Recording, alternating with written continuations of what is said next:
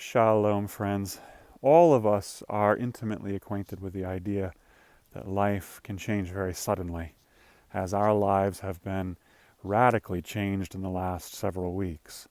We went from headlines that dealt with a booming economy to the fallout of the impeachment and Brexit and Megxit and whatever Hollywood flick was coming out to entertain us, to now looking at headlines of pandemic, of coronavirus and COVID-19, of stopping the spread and flattening the curve and social distancing and isolation. Daily updates about how many have been infected and those who have unfortunately passed away. Terrible headlines. Headlines of people out of work, of businesses closing, of people struggling to now make ends meet, of people fearful to leave their homes because we really can't leave our homes.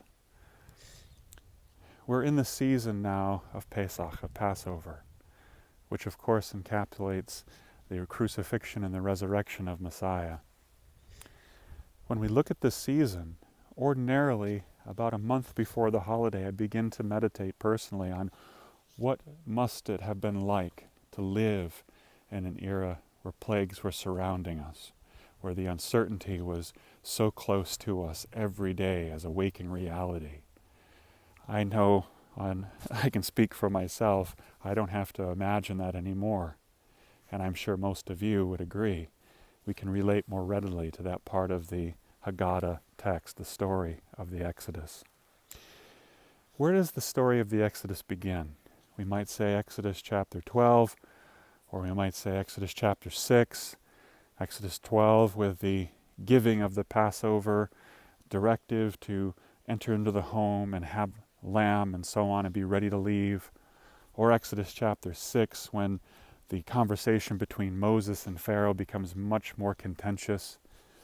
No, I believe it is Exodus chapter 1 that sets the stage for the deliverance from Egypt. How so?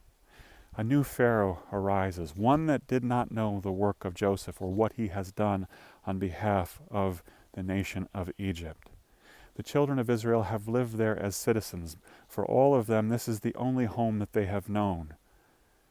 But overnight, the Pharaoh who becomes fearful of this people who are not quite Egyptian enough, who are distinct, who are growing more rapidly than they are, changes their status from citizen to slave. Imagine that headline. And that is what sets the stage for the deliverance of the children of Israel. When a tyrant rises up and radically alters the landscape of the civilization, that is what sets the stage for the deliverance.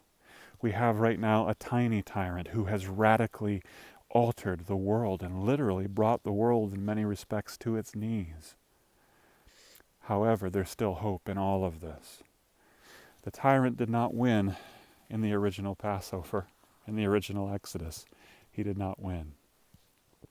When we enter into our homes, unlike years past, we cannot celebrate as a community, but we can celebrate within our homes, at our own table, even if it is just by ourselves. We can still remember that Exodus and now more readily relate to it.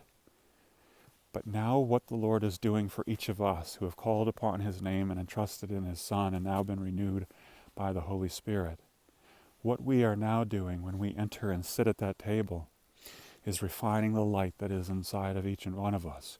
We are now light to the world sitting on the hill. What do I mean by that? Now, when we look not only to our table, but we look to the door, they're not just tables and they're not just doors. Why? Because on that table is the Lamb, and we know His name. Applied to that door is the blood, and we know its name. And the door itself, the door that leads out into uncertainty, we now know that that door has a name, Yeshua, Jesus. So now as we celebrate and remember, focusing on having more compassion for those who do not yet have this hope, and we walk out through that door into a place of uncertainty where a tiny tyrant is currently reigning, we know through whom we are going. We know who is with us. We know who is in us.